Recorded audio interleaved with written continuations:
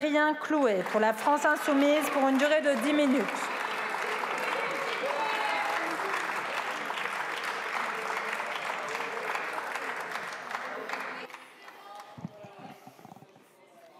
Merci. Merci beaucoup.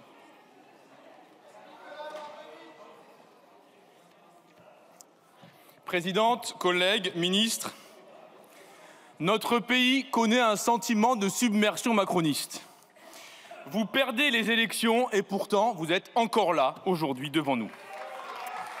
Et en plus de nous infliger votre présence, vous tentez même d'imposer vos idées à coups de 49.3. En l'occurrence, un projet pur et simple d'assassinat de la sécurité sociale. Oui, la sécurité sociale, ce bien commun qui reste aux gens quand le monde leur enlève absolument tout. Et en l'occurrence, le monde, c'est vous. La sécurité sociale, c'est ce qui permet, quand on est âgé, de prendre encore dans ses bras ses petits-enfants parce qu'on a eu l'épaule soignée quand il était temps.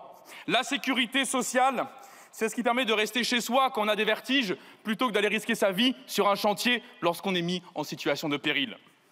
Liquider la sécurité sociale, c'est donc livrer tout le monde aux aléas et aux malchances de l'existence.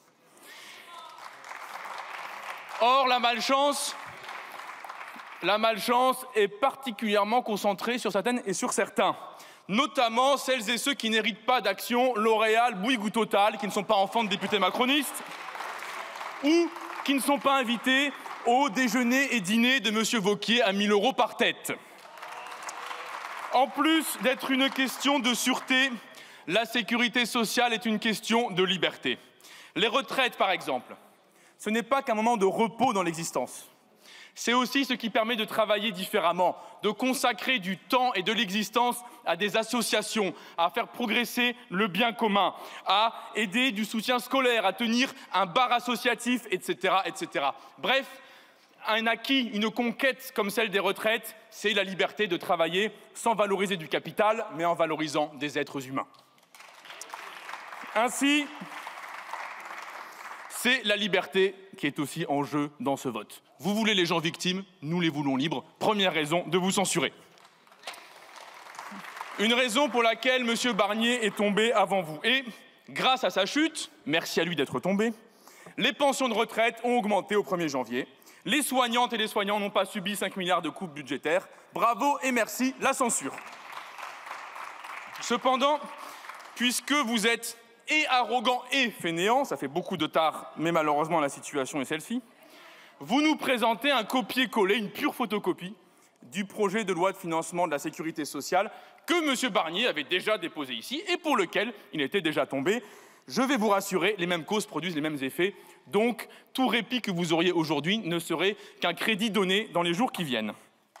Ce texte comporte 130 articles qui vise à assécher l'intégralité des caisses de la sécurité sociale. Vous voulez assécher, vider les caisses accidents du travail, vous voulez vider les caisses des retraites, vous voulez vider les caisses des maladies professionnelles, bref, vous avez mené une opération de guerre contre les droits de toutes et de tous. Et je voudrais dire un mot, notamment du sujet des retraites, car au cours de nos discussions, nous avons refusé de transposer votre réforme de la retraite à 64 ans dans les annexes de ce texte-là. Nous l'avions voté en majorité en commission des affaires sociales et évidemment, qui est venu au secours de la Macronie pour abroger ce vote? Le Rassemblement national.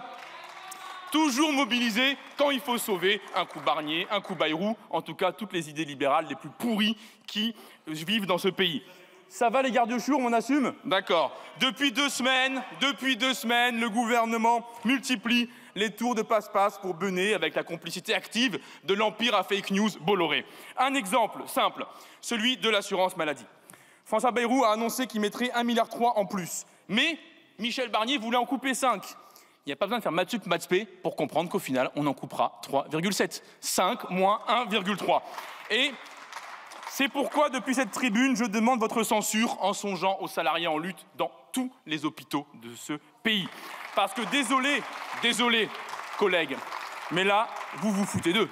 Vous pensez vraiment, sérieusement, qu'on peut demander des économies aux salariés en lutte à l'hôpital d'Abbeville, 70 000 heures sup non payées, ou à l'hôpital de Saintes ou de Villeneuve-Saint-Georges où on attend 10, 12, 13, 14 heures dans les couloirs des urgences pour être pris en charge, ou au CHU de Rangueil à Toulouse où on retire 60 € de primes de soins intensifs aux salariés en cardio, ou à l'hôpital de Lannion où il a fallu lutter, faire grève pour avoir accès à du matériel de nettoyage, ou au CHU de Bayonne où l'accord collectif date de 2002, ou à l'hôpital de Mayotte où ils ont dû faire grève pour obtenir des bâches à destination des salariés qui n'ont plus de domicile.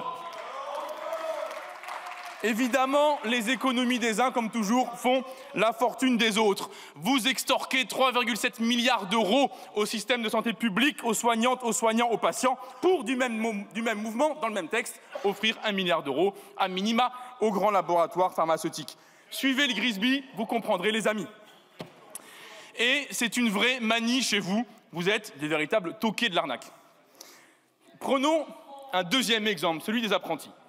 Vous avez distribué 24 milliards d'euros d'aide à l'embauche à des employeurs et des employeuses. Au passage, c'est bien plus que le déficit de la sécurité sociale. Vous avez distribué donc 24 milliards d'euros, y compris, puisque c'est sans condition, pour ces employeurs qui font faire des heures sup non payées, qui n'encadrent pas les jeunes en formation, etc., etc. Vous vous réveillez un matin et vous nous dites « il faut récupérer de l'argent, on a trop dépensé ». Quelle est l'idée brillante qui vous vient? Faire payer un nouvel impôt aux apprentis eux-mêmes et elles-mêmes. En l'occurrence, la CSG et la CRDS. Vous voulez faire raquer 400 € par an à des apprentis? Vous vous rendez compte que vous allez faire payer les jeunes en formation qui nous nourrissent, qui nous soignent, qui nous coiffent, qui font fonctionner l'industrie? C'est à elles et eux que vous allez demander de rembourser vos excès budgétaires?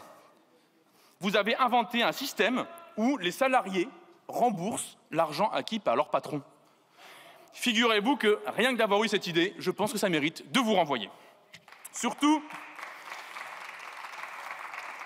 qu'il faut aller au fond des choses. Pourquoi allez-vous de plateau en plateau annoncer qu'il faut faire des économies? Certes, votre politique industrielle est un désastre, on a eu l'exemple du Doliprane et des pénuries de médicaments. Mais enfin, le pays n'a jamais été aussi riche de son histoire. Et l'oligarchie ne s'est jamais autant gavée du même mouvement. À votre arrivée au pouvoir, le PIB par habitant s'est élevé à 35 000 €. Aujourd'hui, c'est 40 000. Ça veut dire que les richesses produites par personne dans ce pays ont augmenté de 14 % en 7 ans. Je vous demande où est passé l'argent? Où est passé cet argent?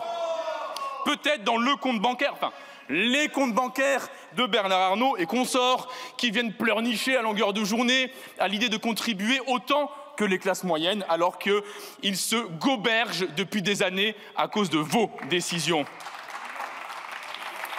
Cette fascination morbide pour les milliardaires est la seule explication à la situation actuelle. Un gouvernement ultra minoritaire qui tente de faire passer ses budgets en force avec des supplétifs et des complices d'occasion.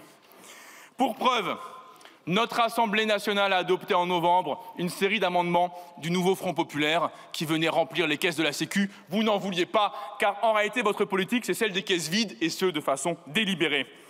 Qu'avions-nous voté en novembre? Que nous allions soumettre à cotisation sociale, c'est-à-dire faire contribuer pour les risques sociaux les dividendes, les plus-values, les levées-ventes d'actions, l'intéressement et la participation. Ces amendements votés rétablissaient un équilibre budgétaire total. Il n'y avait plus aucune raison de priver les gens de leurs droits. Car en réalité, ce que vous vouliez, c'est les priver et non pas remplir la caisse. De même, nous avions voté la fin de la taxe sur les salaires, cet impôt d'une injustice terrible qui frappe les établissements hospitaliers. Son abrogation rapportait de façon immédiate 2 milliards d'euros dans les caisses des hôpitaux. Ces 2 milliards d'euros, vous n'en voulez pas. Par exemple, dans ma circonscription à Toulouse, le CHU de Toulouse aurait pu recruter 1000 personnes de plus si on abrogeait cette taxe injuste que vous faites peser sur l'hôpital. Or, vous avez choisi de reprendre le texte venu du Sénat afin de nous interdire de redéposer les mêmes amendements. C'est ce qu'on appelle en langage savant la règle de l'entonnoir. Comprenez, du menottage parlementaire pur et simple. Bref, votre PLFSS est détestable, son contenu est détestable, son budget est détestable, et le gouvernement qui le porte est détesté. Dès lors, je demande la censure de ce gouvernement au nom du groupe de la France Insoumise. Je le demande au nom de la sécurité sociale et de son principe. Ce grand principe de l'histoire qui provient de Louis Blanc et de Karl Marx, de chacun selon ses moyens, à chacun selon ses besoins. Nos besoins, on les connaît, le moyen, c'est la censure. Je vous remercie. La parole est à présent à Madame Océane Godard pour le groupe socialiste et apparenté.